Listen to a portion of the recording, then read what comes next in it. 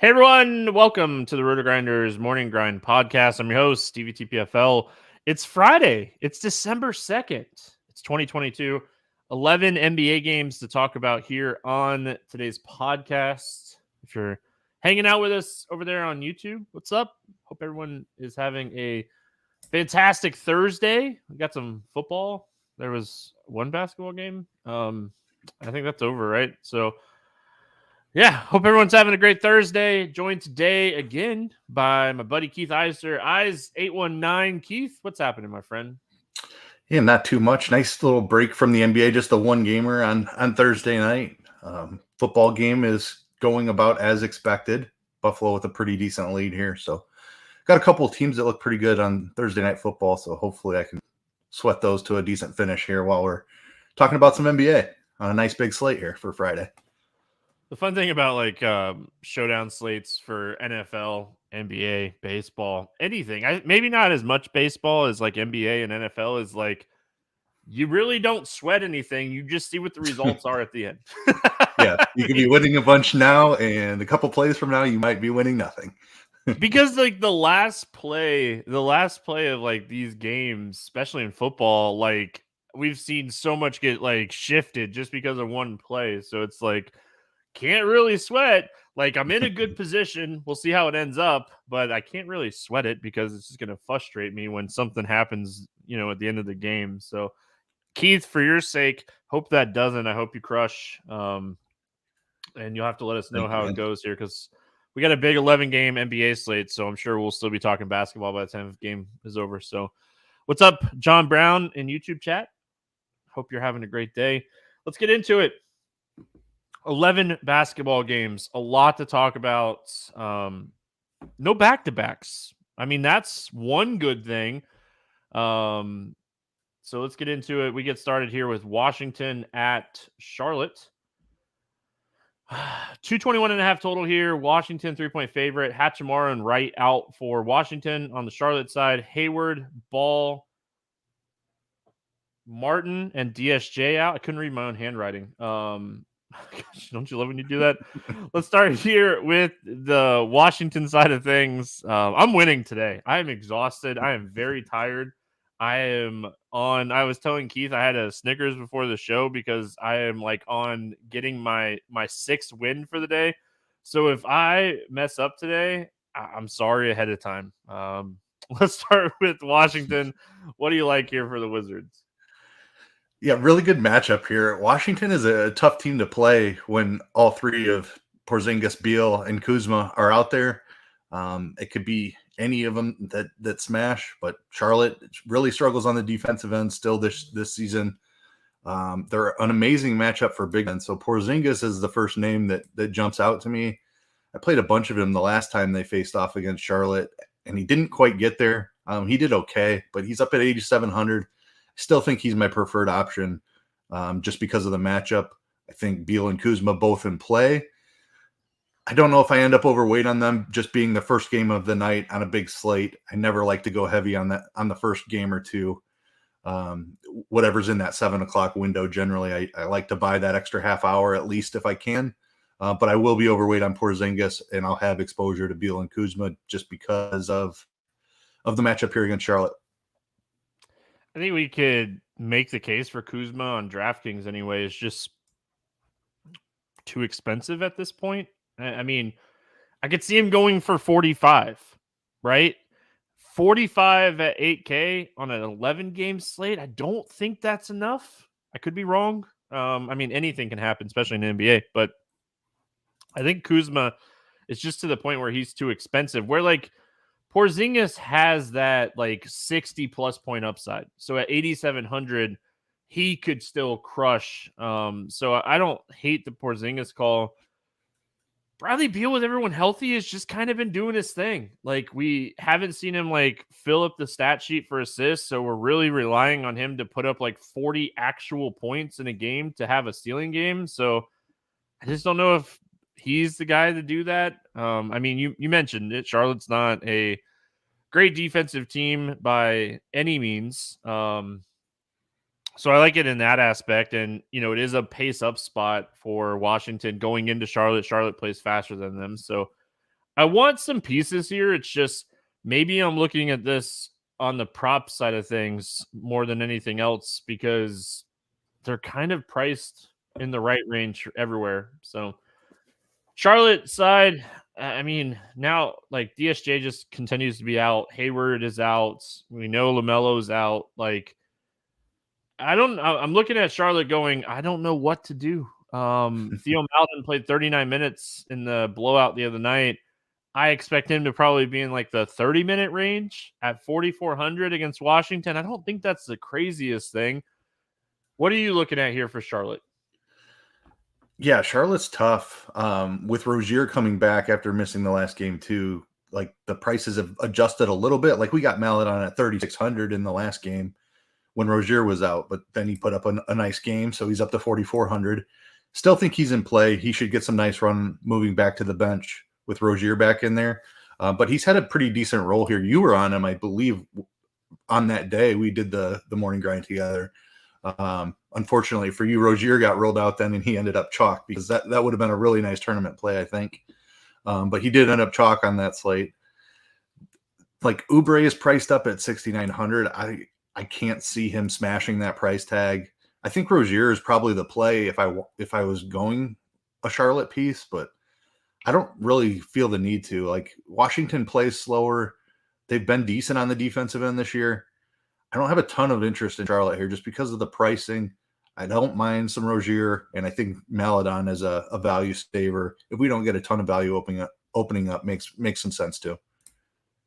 I don't have FanDuel pulled up, and I mean, I tried to just think general thoughts here. McDaniels, 4,800 on DraftKings, a little expensive. If he's cheaper on like Yahoo or FanDuel, I don't think his role really changes with Rozier coming back. With Hayward out and Martin out, like he still probably plays 30 minutes, and I don't hate him here. You know, Washington's a team that's always giving up a lot of 3-pointers to wings. And I mean, if he's going to get up, 5 to 7 3-pointers in this spot, I don't hate him. But overall, I mean, like you said, it's the first game of the night. It's a 11-game slate. I don't see myself getting a ton of exposure to this game, especially on the Washington side with everyone healthy as of right now.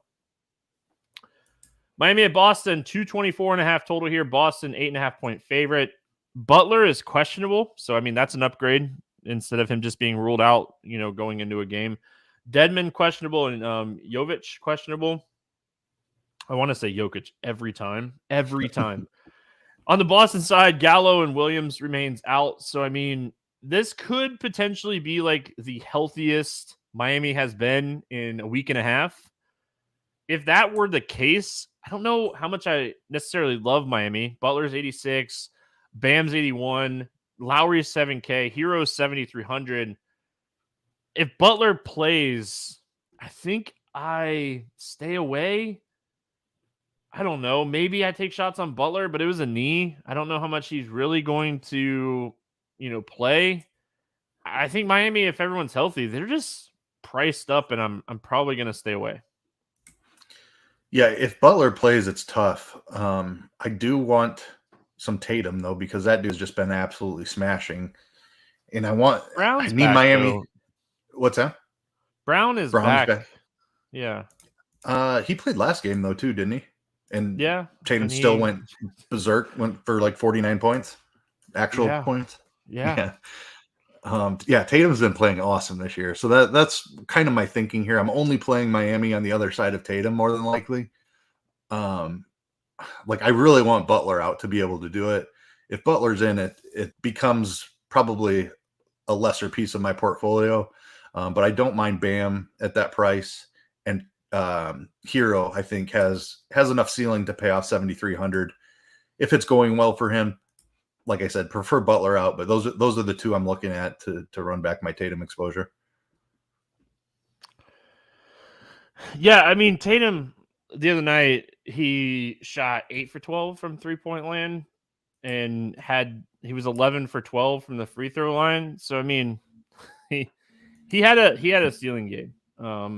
I mean, for sure, no one's going to argue that like 75 is his ceiling.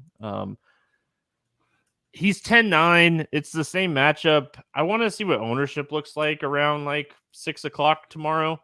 If he's flying under the radar again, like, okay, we talked about his point prop on Wednesday. Was it Wednesday? In the same spot. So if he is going to fly under the radar, sure. If he is getting that, he's playing the same team he just put up 75 against kind of ownership, I mean, that's where I'll be underweight on him and just, stay underweight on this entire game if that happens. And it's crazy to think because, this game, what was it, 255 the other night? So, there is plenty of ceiling in this game, and it's going to be a very competitive game, especially if Butler plays. So, I'm probably looking at like a Tatum Bam combo. I think like Bam had a okay game the other night and put up 40 fantasy points. So I think Bam Tatum would be my stack in this game because I don't really think Bam's going to get affected by Butler being in or out. So I think that's what I'm looking at in this one. And honestly, I don't love this game. I should probably like it more. I just think the other night was an outlier game. So I don't disagree with you, but I will note both of these teams are over the past couple of years. These have been two of the best teams defensively in the NBA, and they have not shown that so far this season. Obviously, Miami has been extremely banged up. 5th or 6th worst. I think they're like 12th. I just had it up. Yeah, Miami's 12th, but they've been extremely injured. So they're a decent defensive team, I think, when they're healthy. Butler coming back would obviously boost that quite significantly. But Boston has really struggled on the defensive end. They're down at 20th in defensive rating. So like they definitely have reputations as teams that play slow, and both do, and both have reputations as good defensive teams. But we have not seen that so far this season.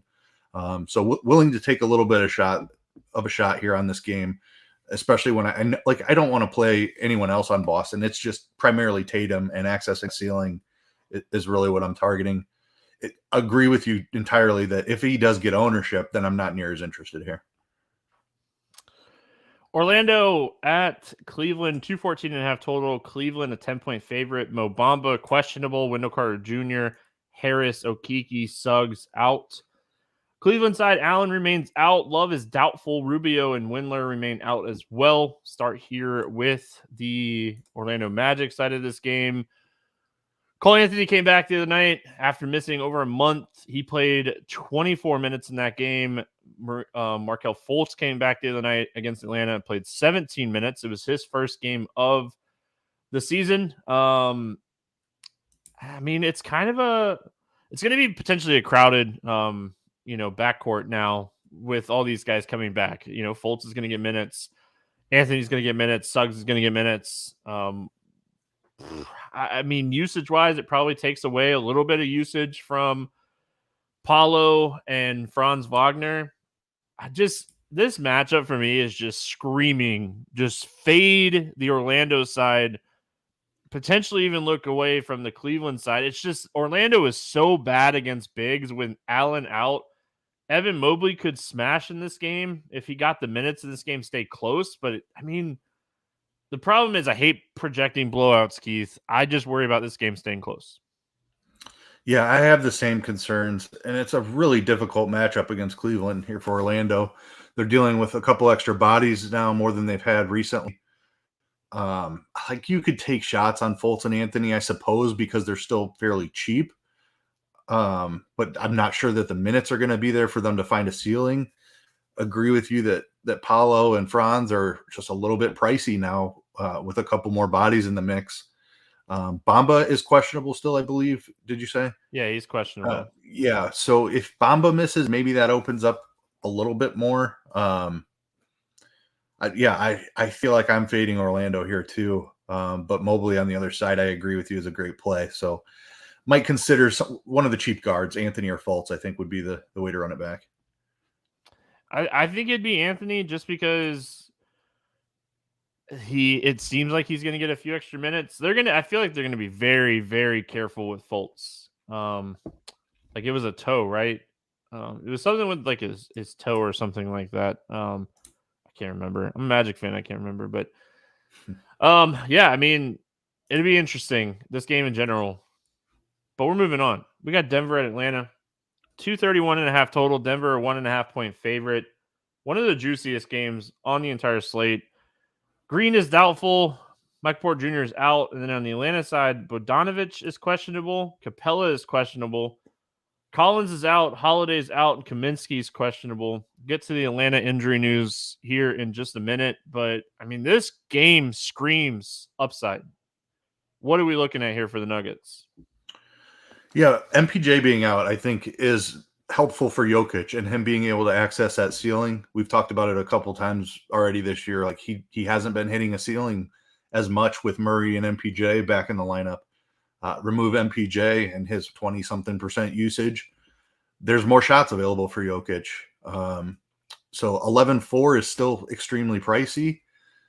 I think that there's upside at that price tag still a little bit. Like he could put 60 up pretty easily in this spot, especially if Atlanta doesn't have the big men. Like Capella is questionable on the other side. If Capella's out, I don't see who's going to slow down Jokic. Collins will be out as well for Atlanta. So they're definitely short on big bodies. And it's just difficult to have Jokic anyway. So I think this could be a pretty nice Jokic spot. I do like Jamal Murray as well. 7,100. Dude's been incredible here recently. He's playing the minutes. He's been over 30 pretty consistently here in every game that's close, reaching as high as like 34, 35 at times. 7,100. I'm fine with that. He probably draws DeJounte on the other side in this spot, which is it's not an easy matchup. But I think he can still win in that spot, and it has a little bit of upside at that price. One other guy, Bruce Brown, I think with MPJ out, he has a chance to kind of step into that small forward role. He's just been doing a little bit of everything for Denver, filling in wherever he's needed, and he's been playing really well in a bunch of different roles. So Bruce Brown at 5,900, like just a little bit of upside left on that at that price tag, I think. I mean, so looking at like a Kongwu and Capella, they're not the best defensive centers in the league by any means. They're bottom half of guys that are eligible minutes wise. So, I mean, Jokic could and should crush in this game. He really hasn't had to play the last two games. The games haven't stayed close. I think this is going to be a very competitive basketball game in general. And I mean, pace wise, it's definitely up there as far as overall pace. Denver gets a huge pace bump here going into Atlanta. Atlanta top 10. Denver, I think, is 21st or 22nd. So, I mean, I love this spot for Denver. It's just like you said, trying to get the right pieces. Like Bones Highland said he was going to play Wednesday and didn't play any minutes. So, I mean, concerned about that a little bit. Was it just the matchup and, getting him healthy one more game, knowing that they were playing Houston? The game probably wasn't going to stay close. I think Jokic crushes here. I love the Jamal Murray call. I think he has some really solid upside in this matchup. And then after that, I don't think I want to play Gordon. I don't hate Bruce Brown, but 5,900 with everyone kind of back here, 35, maybe 40. I don't know if it's enough. The Atlanta side is super interesting here too, right? Because, I mean, we're going to have to wait and see if Capella is going to play or not. It's a right ankle, like soreness. He's kind of played through it against Orlando the other night. So I assume that Capella is going to play. This line definitely suggests that Capella is going to play. But, like, Collins being out definitely changes what we're looking at here. Are we going to see, like, Jarrett Culver get a ton of run here at 3,700? Is he going to be the guy that kind of steps into like the John Collins role? He played 30 minutes the other night against Orlando. Collins, I think, played 15 or 16 minutes. We know that like Kongwu is someone they'll give minutes, but I think he's more if like Capella's out. I think it's going to be Culver. I could be wrong. I mean, they do have like AJ Griffin, so they have other options here for Atlanta, but I mean, I guess I'm kind of burying the lead. Trae Young has massive ceiling in this game, and he's really good at basketball. Yeah, Trae. I mean, I like choosing between Trae and DeJounte. I've always tended to lean Trae this season. Yeah. Like he's kept the same usage or very close to the same usage as he had without DeJounte. And the assist rate has held pretty firm as well, where DeJounte seems like he's the one that yields and Trae is the true alpha here. So yeah, Trae Young is the guy. 9,700, certainly upside. He can put 60 fantasy points up. So I like Trae Young.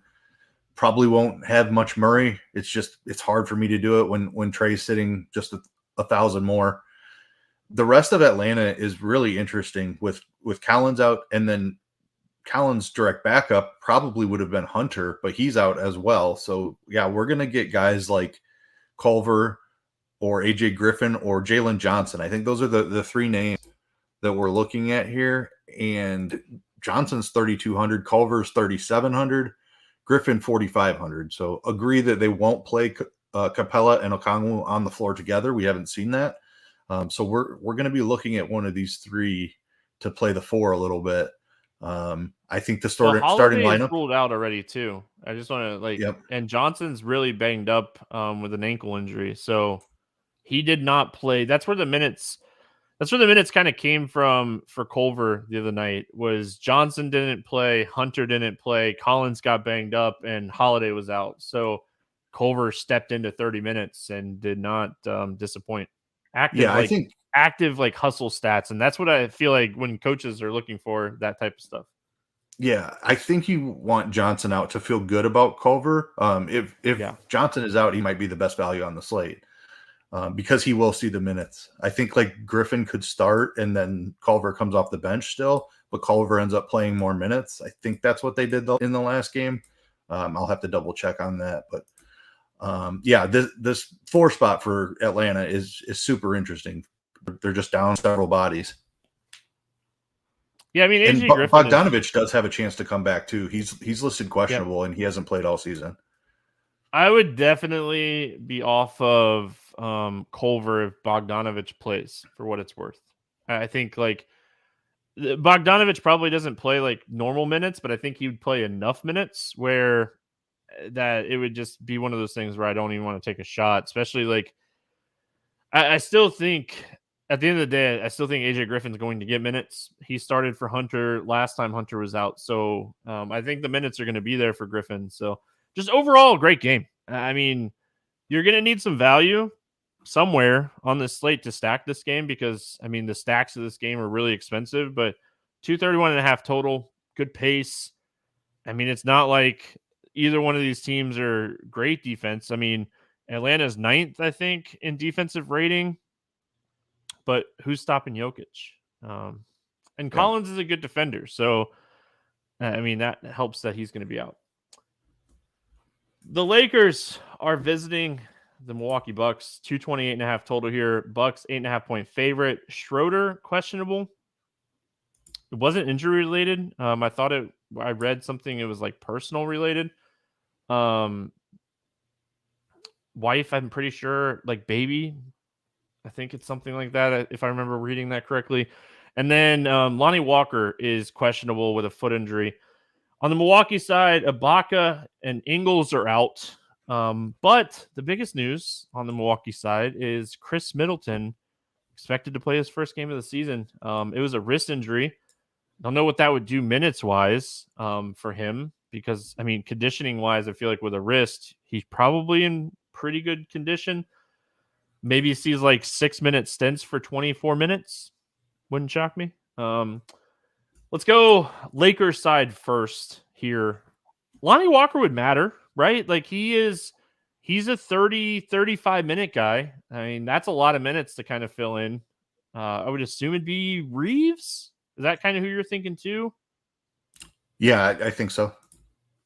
But I mean, Reeves is already kind of playing that like type of minutes. That was without Schroeder though, wasn't it? I'm double checking. Schroeder played on the 30th last, so no, I guess Schroeder was it. Yeah, maybe Troy Brown Jr. getting 35 minutes. That's who was out last game. Why? Yeah, he was out. Brown Jr. was out last game. Yep. I don't know. It's interesting. What do you like here for the Lakers, Keith? So I don't know that I'm messing with the secondary pieces here. Like trying to figure if Brown Jr. and Schroeder both return, trying to figure out who's going to play the 30 minutes. I don't know that we need to do that on this big of a slate. If we don't have any other value, maybe. But it's AD and LeBron. Like that's who I want to play. This is the premier matchup. Like I don't know that we're going to have the value to bring it back with Giannis on the other side, with Middleton returning. Maybe we don't even want to. But I do know that AD and LeBron have both been playing extremely well. AD is seemingly getting there every night. We've seen LeBron put up big games in 2 of his last 3.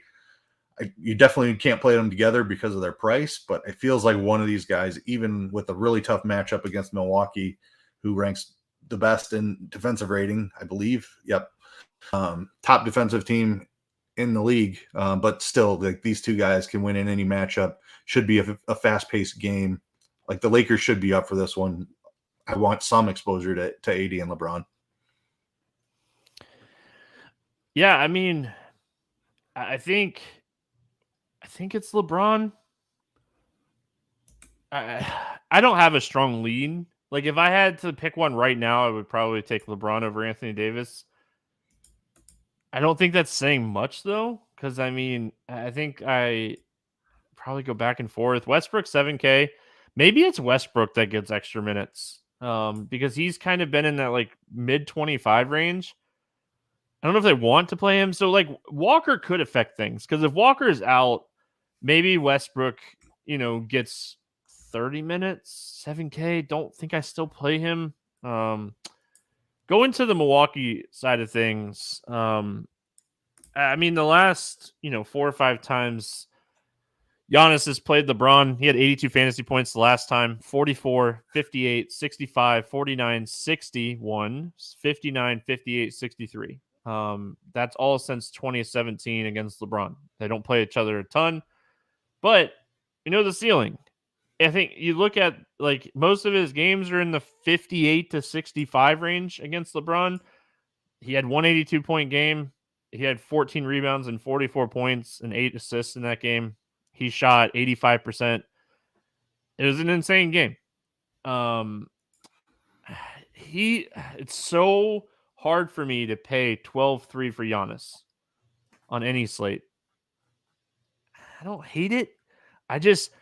Are you really getting Giannis LeBron teams? That's $4,500 a spot after that. I don't know. I don't think I go there. Middleton coming back doesn't really bother me too much. Maybe on Drew more than anything else. We talked about Drew the other night, saying that he was just too cheap, and he finally had a good game. What are your thoughts here when it comes to the Bucks?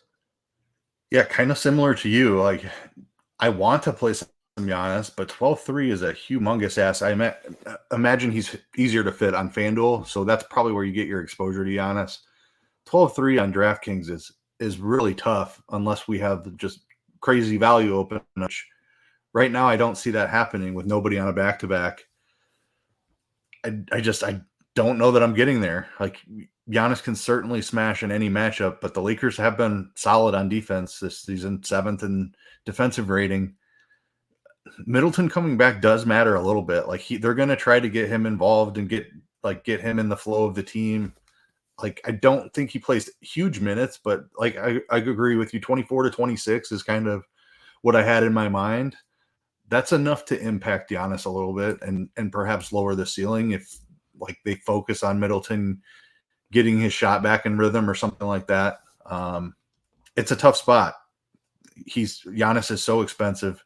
He's on a play here. Don't hate the Drew call, not playing Middleton, and I don't have interest in the rest of the team. Going to need some more value, I think, to be able to fit the LeBron or AD stack. I mean, you're going to need a ton of value. You're going to need 2 3K players to feel comfortable about stacking LeBron or Anthony Davis, one of the 2 with Giannis. You're going to need 2 really cheap players. I just don't know if that's going to be the case. It's an 11-game slate. You never know. Yeah, I mean, I think Allen is going to be affected the most by Middleton coming back for what it's worth. I just don't know if he's going to continue to get 30-plus minutes with Middleton on the floor. We'll see. I'm not playing Middleton. Like, if I'm playing anybody from Milwaukee, it's Giannis or Drew, and that's it. Two good defensive teams. Like, the Lakers have low-key been a really solid defensive team this year. So, yeah. Yep. Toronto at Brooklyn, 223 total. Brooklyn, 2.5-point favorites. On the Toronto side, Precious is out still. Porter Jr.'s out, and then Simmons out for Brooklyn. So pretty similar scenarios that we've had so far for Toronto at Brooklyn. What are your thoughts here on the Raptors? I like the spot for the Raptors. Their prices are finally starting to adjust with Siakam being back for a couple of games. It's still difficult with everybody in. I think the only guy I have a ton of interest in playing is Siakam. He got up to 34 minutes in the last one. He's a guy who, when he's fully conditioned, will play 38 minutes. So I think there are room up on the minutes. Price tag is at 9,300. This is a guy who was smashing frequently before he went down with that injury. Like, I'm talking frequent 50, 60 fantasy point nights.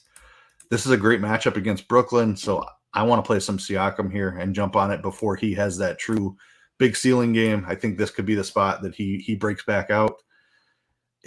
His presence kind of takes me off of Van Vliet and a little bit. OG is priced way up since he was smashing while they were missing some guys. Probably, definitely not getting there, but probably don't get to Van Vliet or Barnes either. Just give me some Siakam here. I love Siakam tonight. I feel like he is someone that we saw a 4-minute increase, and the fact that they're giving him 34 means we're going to second game back, like 38. Like, this whole Toronto system has no problem running guys out for 40 minutes. So what's the difference between like 34 and 38 for them? It's not much. You mentioned it, and this guy, when he's getting minutes, 50 plus fantasy points, he has shown like this new ability of like getting assists and like having this triple double upside on any given slate. He's getting Brooklyn. With that said, like, Brooklyn's been a middle of the road defense this year. They've been a lot better than years past. It worries me a little bit that like both of these teams are bottom 5 in pace. But 30, if you get the minutes right for Siakam and he plays 38 plus minutes and you get that right, he could crush. And I don't think he's going to be that popular on the slate because we have so many good studs. So I love the Siakam call. OG at 7,400 with Siakam back, probably going to pass. Van Vliet at 7,300 with Siakam back, going to pass. Scotty Barnes has been directly in like negative influence with Siakam back. I'm going to pass. So, I mean, if I was going to play anybody in tournaments outside of Siakam, it'd probably be like Gary Trent Jr. Just a hot shooting night, 30 plus minutes. This dude has no problem chucking, and when he's making, he's not going to stop shooting. So Gary Trent Jr., of all people, would be the other piece to this puzzle if I was going to take some shots here in Toronto. Didn't see that one coming, did you, Keith? I can tell by I your didn't, face. but I like it, though. I do. You can tell by his face. He was like, huh? Gary Trent? What? Okay. Brooklyn side of this one. I mean, all right, Simmons out. Kevin Durant, 11K. We've seen him, over 55 fantasy points in back-to-back games now. What are we doing with Brooklyn with no Simmons? So TJ Warren is not on the injury report for the first time all season. He's supposed to play. Yeah, he's supposed to play. First time in 2 years, I think it's been since we've seen TJ Warren. December of 2020. Yeah. Crazy. Hopefully it goes well for him. That doesn't impact what I want to do with Kyrie and Durant. Kyrie is still a little bit underpriced, in my opinion. 8,200. I feel like they're ceiling at that price. This is not a great matchup. Toronto, good defense, and you mentioned the pace as well. So this is a tough spot for the Brooklyn side here. But the way with Kyrie's price and the way KD has been playing, I think he needs some exposure. Durant has just been going nuts on a nightly basis. 11K is not a comfortable price. especially if you're trying to play Siakam on the other side at 93. So I probably end up on Kyrie more than I do on KD, just because that's what salary is going to allow. But it is a stack that I'll have for sure. Claxton at 6K. Yes. And yeah, I mean, we thought he was going to smash in the last spot, and he didn't quite get there. But this dude has massive upside when Simmons is out.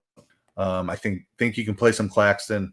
Royce is going to be out there for minutes, but with Warren coming back, I'd be concerned that maybe he gets docked two or 4 minutes. I think they'll ease Warren back in. Like we said, it's been forever since he's been on the court, but it'll impact the rotation a little bit here. I would be shocked if Warren plays more than 15 minutes. That's my number. In my head, I would be shocked if he plays more than 15 minutes. I think he gets a little bit of second unit run for 6 or 7 minutes a half, and that's it. Like, I would be shocked if it's more than that. If he's in the starting lineup, I'll eat my words, but I'd be shocked. But I love Claxton. He's one of my favorite tournament plays.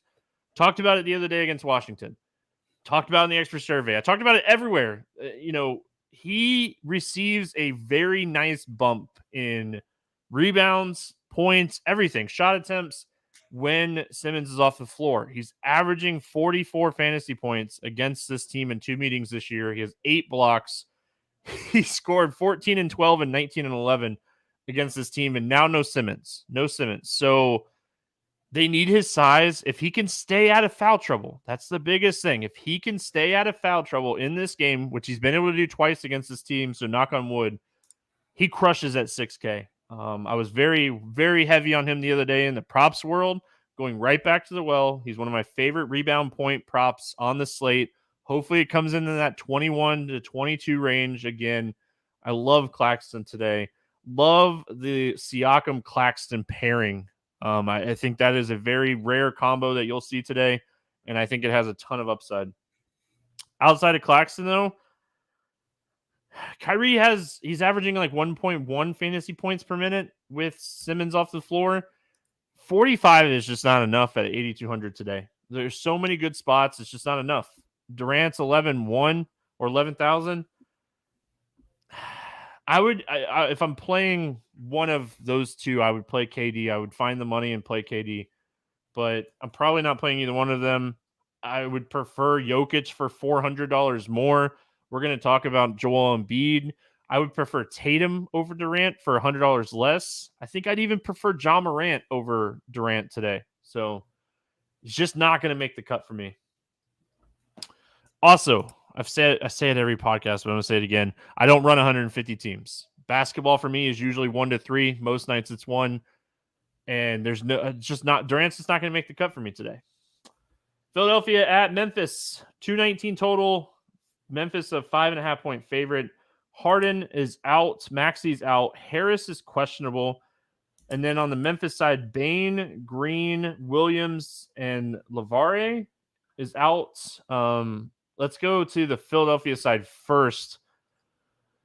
I mean, they got absolutely run out of the gym the other night by Cleveland, so you got to kind of overlook the minutes in that game. Embiid came back against Atlanta the other night and played 35 minutes. I don't think he's on a minutes restriction whatsoever. I think they just got blown out the other night. Milton has been playing really good, but he's caught up at 6,700. What are your thoughts here on Philly? Yeah, I mean, the pricing on the guys outside of Embiid is kind of appropriate for their rules.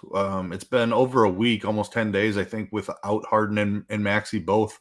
Harden seems to be on the brink of the return, but not quite going to make it back for this one. I think they're okay plays. I wouldn't make them priorities by any means, but Melton and Milton both in play at that price. Don't love either one. Embiid, I don't think he's in my top 3 studs on the slate. You just kind of ran him down. I prefer Jokic for sure. I think I prefer Tatum as well. And then Durant, Embiid, I think would be a close 3 range. And Morant's in that same conversation as well on the other side of this game. I don't know if I trust Embiid in this spot here. He's fine. I think advertising other studs. I'll have a little bit. I don't know that I end up like double the field or anything though. Probably try the Milton route on this game. I mean, it could easily be a game you're just like, I'm gonna stay away, and I really wouldn't blame you. Philadelphia, even with all the injuries this season, they're still third in defensive rating. They're still a very good defensive team. They play really slow at 27th in pace. I mean, I could see just saying, hey, it's a big slate at 11 games, and these guys are priced right. And even on the Memphis side, you can make an argument for Ja Morant because he can go for 60 plus, especially with Bane out. But I mean, if I was, I don't know. Triple J. I don't love the Memphis side of this game either. That's why I'm kind of just like, maybe this game's a fade. Yeah, I mean, I think that's where I end up here. Like, Ja is great, but I'm not playing an 11K guy in every single lineup. I know that because we just talked about Siakam, who I absolutely love, 9K. There's another 9K guy that I absolutely love coming up here. And then Phoenix. The last two games of the night are super juicy as well, in my opinion. So there's still a lot of good stuff left to go on this slate. I'm not paying 11K all that often. And I don't know that Ja and Embiid are going to be like, it's too much to stack. Kind of like we were talking about with Giannis and AD. It's just too much to want to stack the pieces you want in this game. It doesn't work price wise. So I'm probably off this game also. I mean, the balance route definitely seems doable more than trying to get two 11K guys. I mean, if I'm playing this game, I'm probably trying, Keith, I'm probably trying to get 3 or 4 guys and saying I'm hoping for a really competitive guys getting 38 plus minute type of game, and just hoping the stack works, because individually, I mean, I just don't see it. Even even Ja Morant, 55 probably doesn't kill you. 60 might not even kill you at 10-8. I don't know. It's tough. It's an 11 game slate. There's a lot of great spots. We move on. We got New Orleans at San Antonio, 232 total. New Orleans a 7-point favorite. Ingram, Herb Jones, and Little out for New Orleans. McDermott doubtful, Richardson doubtful, and Podol out for San Antonio. I mean, Zion got a bump. He's 9K now. He's probably still $1,500 too cheap for his upside and ceiling at 35 plus minutes, especially with Ingram out. So that goes back to the conversation. Am I paying 10-8 for Ja Morant, or am I paying 9K for Zion in a better matchup, in a better environment with more usage? So I think you're looking at Zion for sure. Trey Murphy has been playing fantastic. I don't see him stopping, especially now that Herb Jones is out as well. So, I mean, those two, and I think you could make a case for maybe taking some shots on Larry Nance Jr. at 4K today. Maybe there's a road for him to play 25 minutes with no Herb Jones. What are your thoughts on New Orleans? So McCollum coming back is important. I think that could potentially hurt Murphy. That could hurt Murphy. I forgot McCollum's back for this game. Yeah. And I just read the injury report off. McCollum is cheap. I like McCollum. I love Zion. Even with McCollum back, Zion is one of my favorite plays on the slate. I'd put him right there with Siakam. I was super heavy on him in the last game. That was a very difficult matchup. This is one of the best matchups in basketball. Zion should absolutely smash.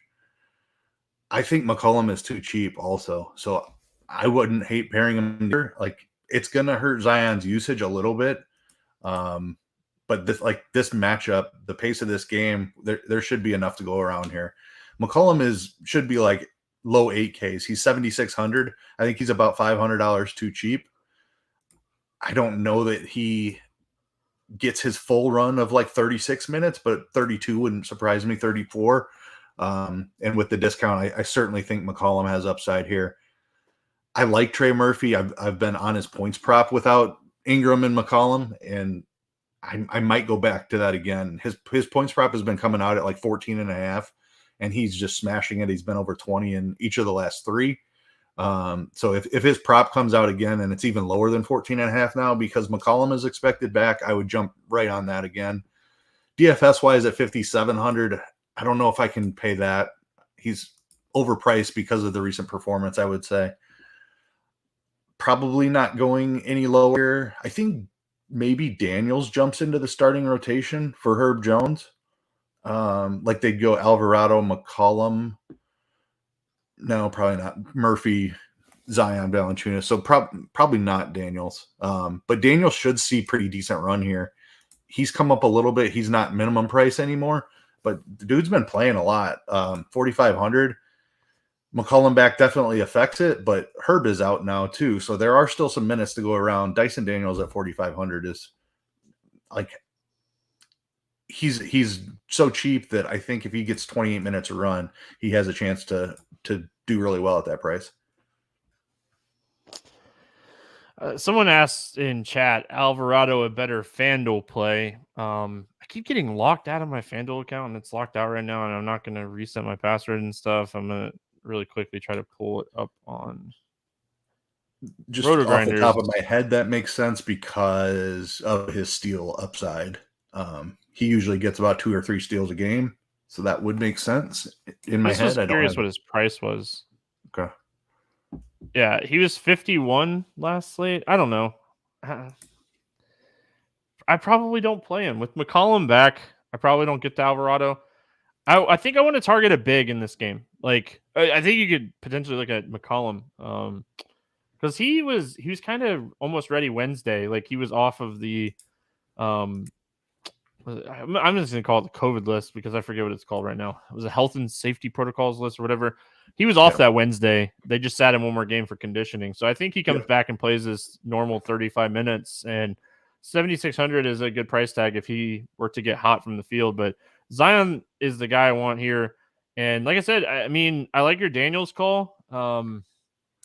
So the Alvarado question, actually, maybe they don't start Alvarado. They start C1, and Alvarado jumps into the start. Or not Alvarado. Daniels starts over Alvarado. I could definitely see that too. So keep an eye on this Pelicans lineup. I think Daniels will see some significant run, and there's potential he could start over Alvarado. Yeah, I mean, starting lineup's going to be huge here. San Antonio side of this game, no Podol again. Zach Collins, he crushed everyone the other night. I mean, we got what we wanted, right? We got 27 minutes against OKC. Just didn't. He shot 6 times. It's the same amount that he's been shooting in 20 minutes. So I think you go back to the well on Zach Collins as a cheap play. Probably is he FanDuel on FanDuel? Is he center only on FanDuel? Maybe I don't play him if he's center only on FanDuel just because there's so much like opportunity cost that you're leaving on the table. I feel like at center only because you get utility spot him on DraftKings at least. But I mean, Vassell is 7,500. I want something, right? If I'm playing Zion, I want something on this side of the games, maybe even outside of Collins. So we talked about Keldon Johnson the other night against OKC. He sees a nice bump in rebounds and points with Podol off the floor. He took 22 shots the other night. He shot 22% from the field and put up 38 fantasy points. If we get him to shoot a little bit better in this game, I think he's the guy that you really want to run back your San Antonio stacks with.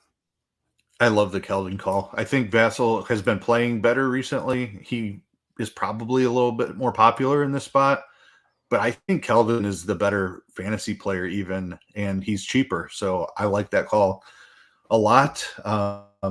Very scoring dependent. And if he doesn't put up like 25 points, he's probably not going to get there. Keldon has multiple paths to get there.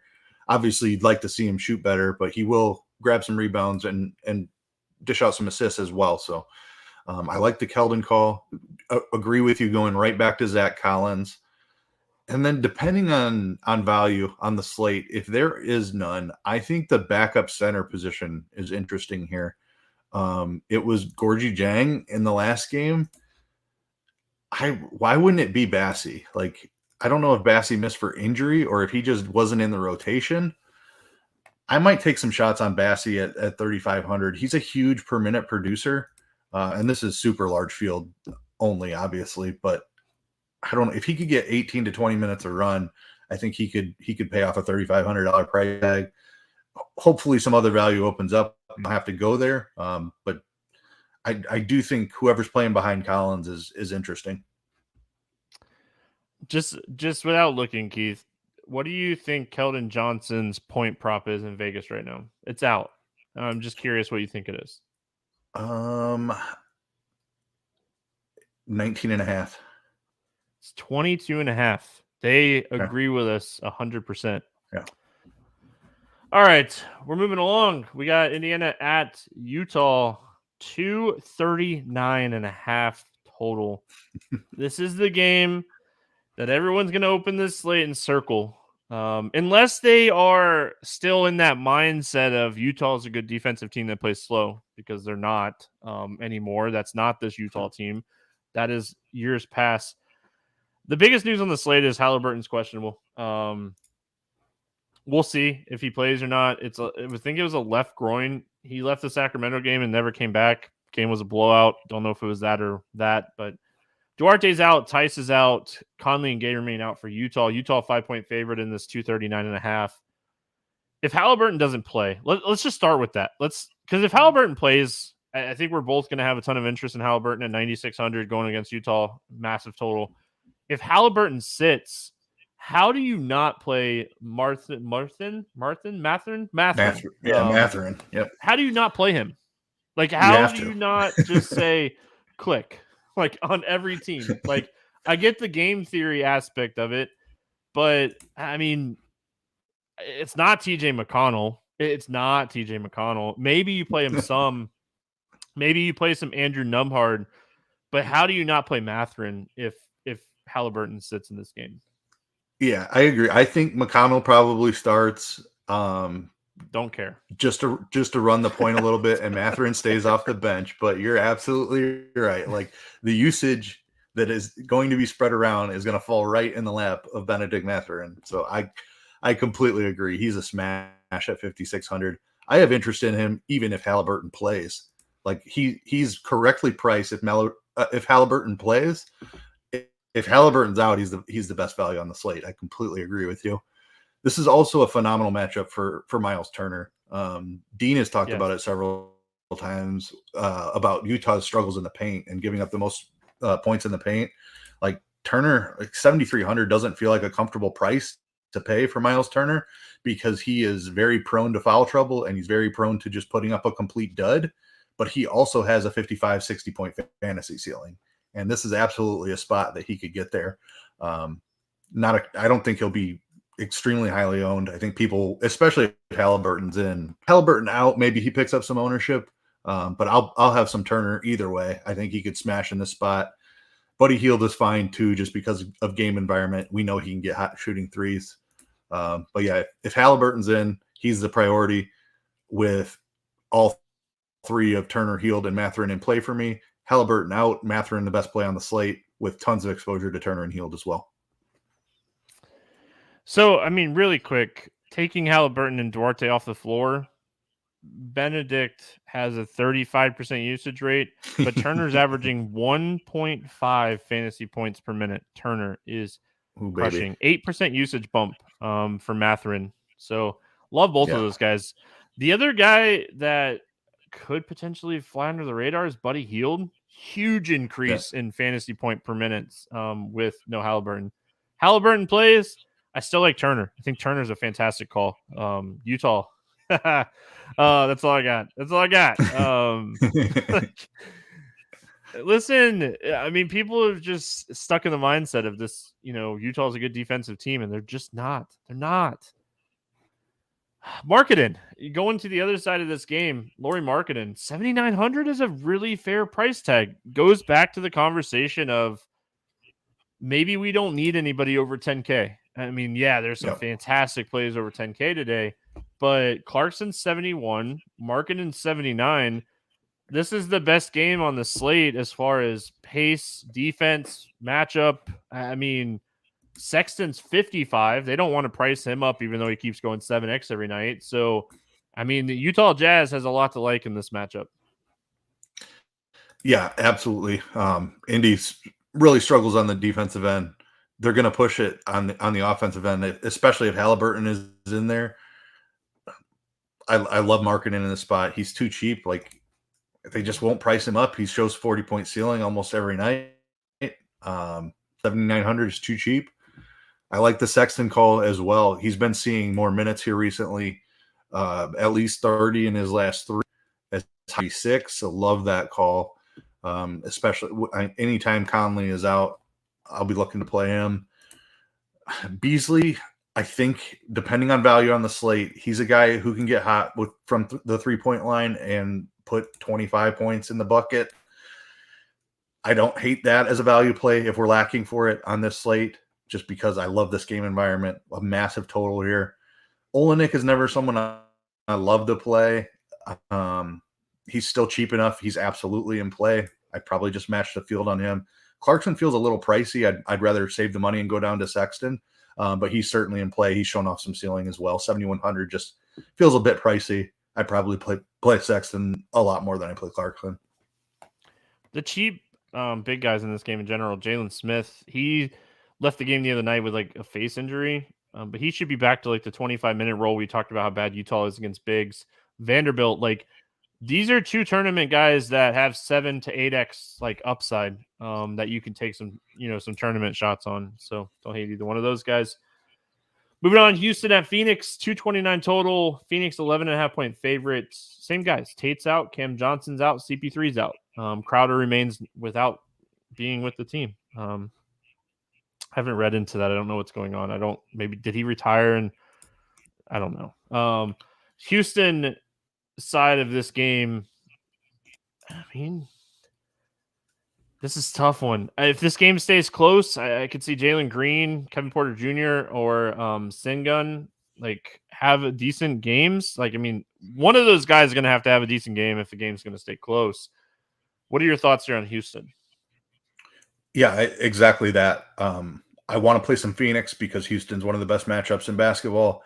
It's those top 3 that you just mentioned, KPJ, Green, or Şengün.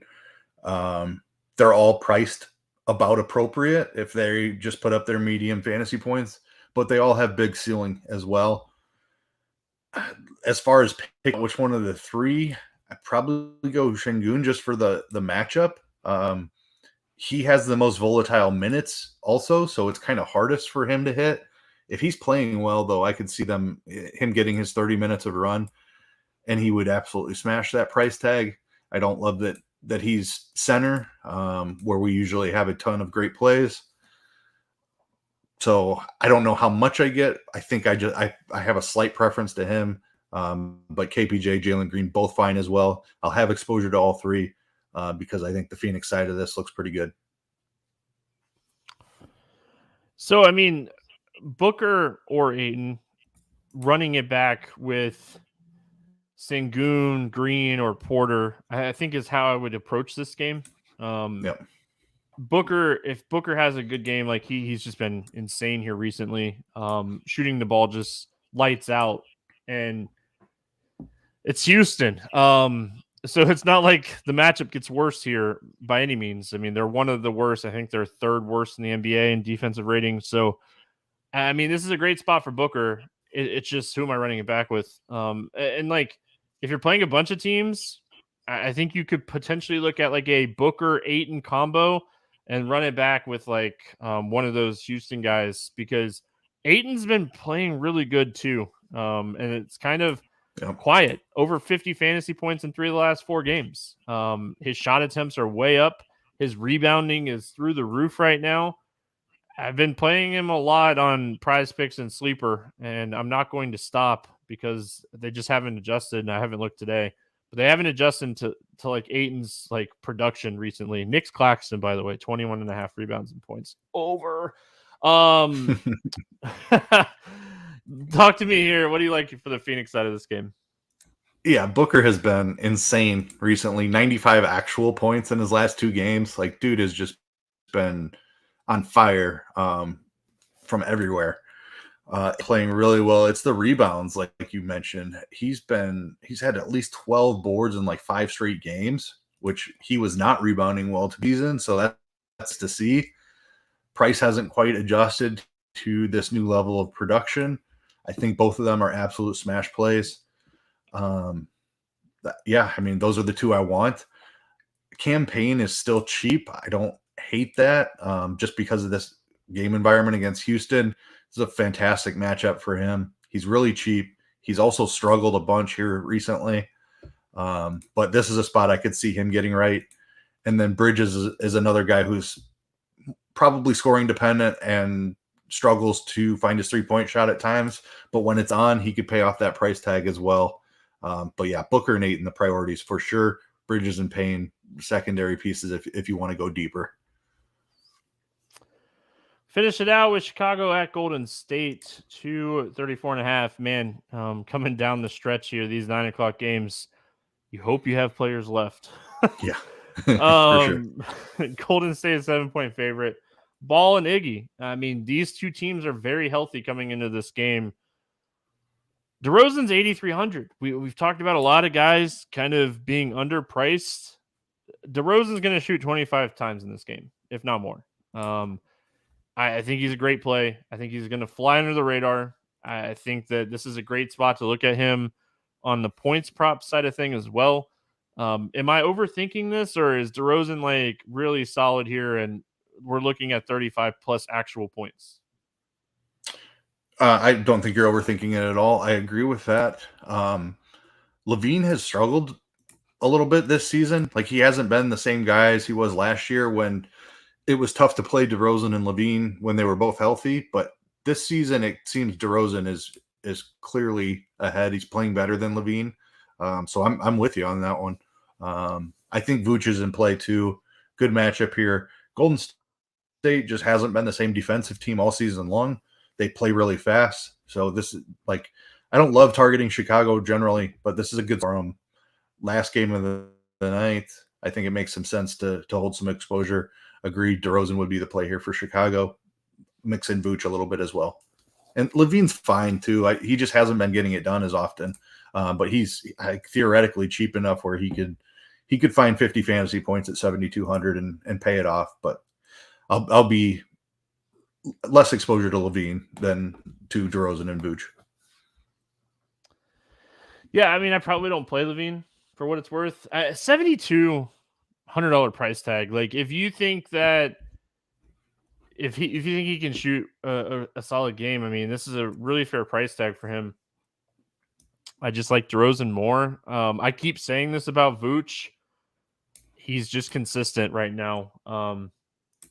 I think his ceiling is kind of limited. I think what I said it the other day, I counted it. I don't think he's shot over 20 times in a game yet this season. So I just think his ceiling's capped. And that's where I worry the most about Vooch. But I mean, I love DeRozan. If I was going to pick out of Vooch and Levine, I'm probably opposite of you. I probably would take Levine over Vooch. I do think like Levine has a higher ceiling overall.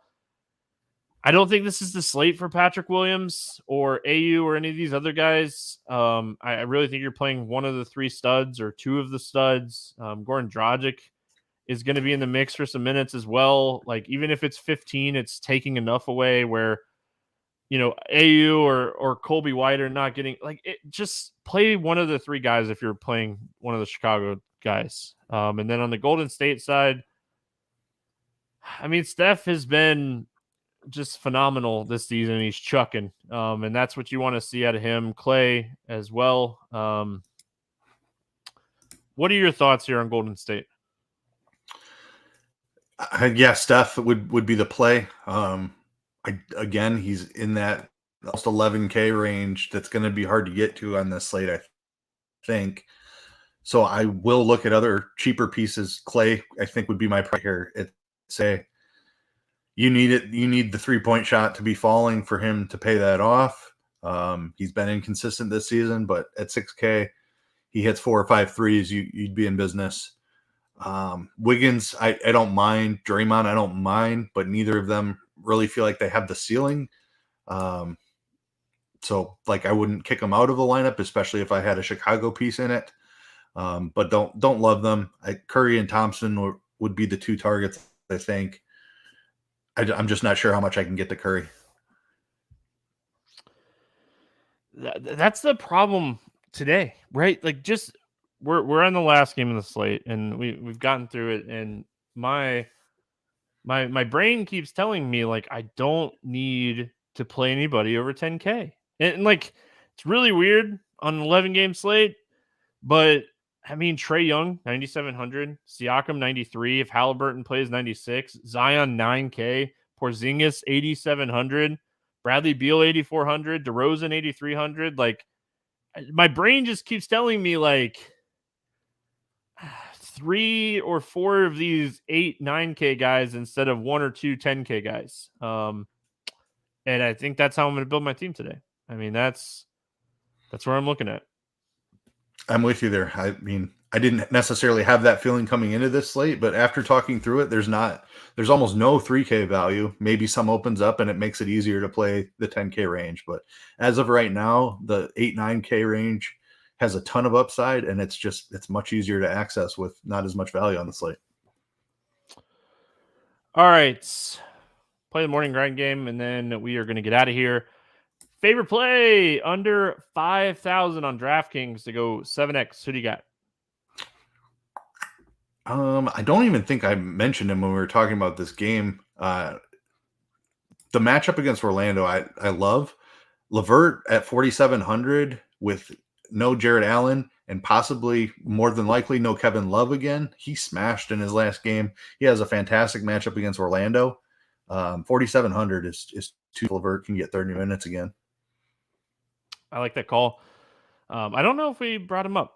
I mean, we're doing an 11 game slate and trying to do it in an hour. You're going to miss some people. Originally, I had this guy as my let's get weird GPP play of the day, but I'm going to put him as my favorite 7X because we're waiting on some injury news. Give me Jalen Smith from the Pacers. I love the big man matchup here against Utah. I think this game is fantastic. I think he's back to 25 plus minutes in this game. I mean, he's kind of blowout proof if it gets to that point, which I don't think it will. So I'll go Jalen Smith as my favorite 7X play under 5K. Over 8K to go under 5X. Who is your bust today? I'm going to go Giannis. Just that price tag, he certainly could get there, but tough matchup against the Lakers. AD on the other side, LeBron there as well. I'm going Giannis.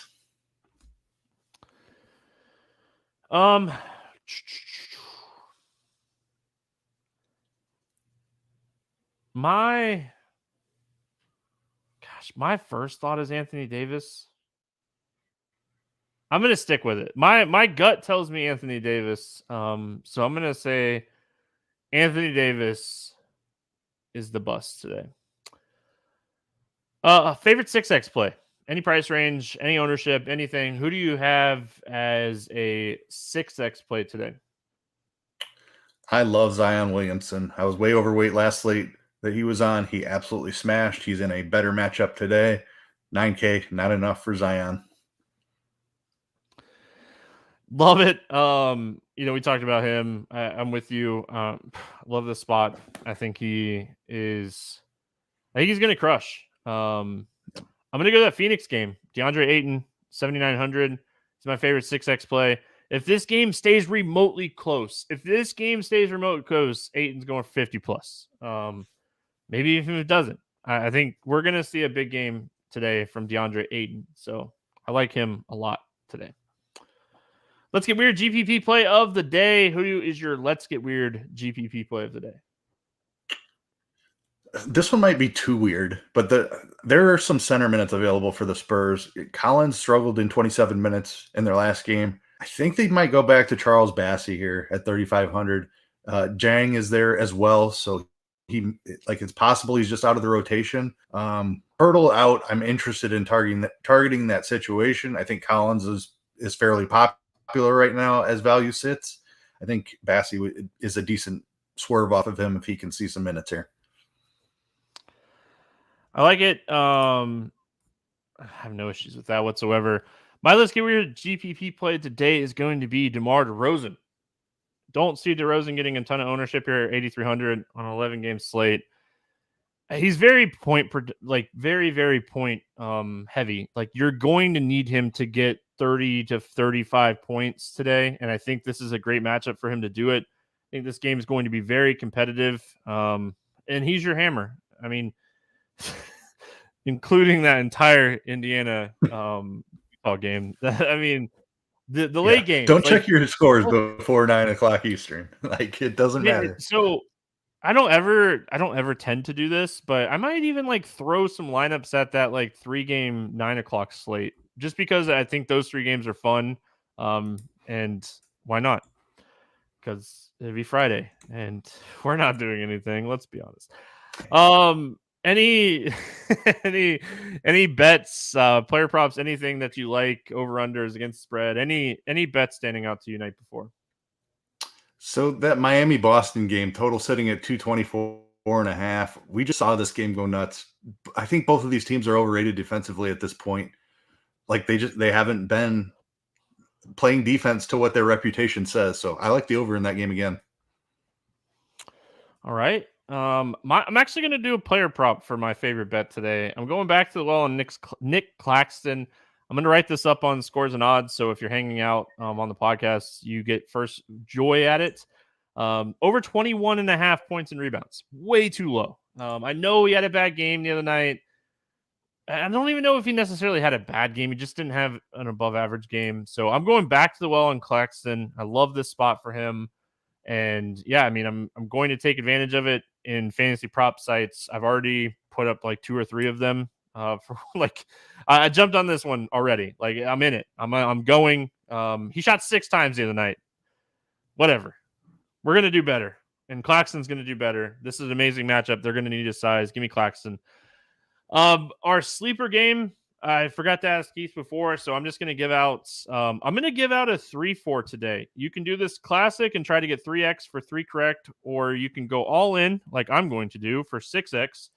I'm going to go DeMar DeRozan over 26.5 points, DeAndre Ayton over 33.5 points, rebounds and assists, and Claxton over 23.5 points, rebounds, assists. I was hoping to get the Claxton number with points and rebounds. They don't have it. I'll take the points, rebound, and assists. I'm that confident. So going all in, trying to get that 6x to end the week. Hope everyone has a fantastic week. If you're checking out the NFL podcast, it's up on YouTube, and wherever you listen to your podcasts, it's up there as well. Keith and I did that yesterday.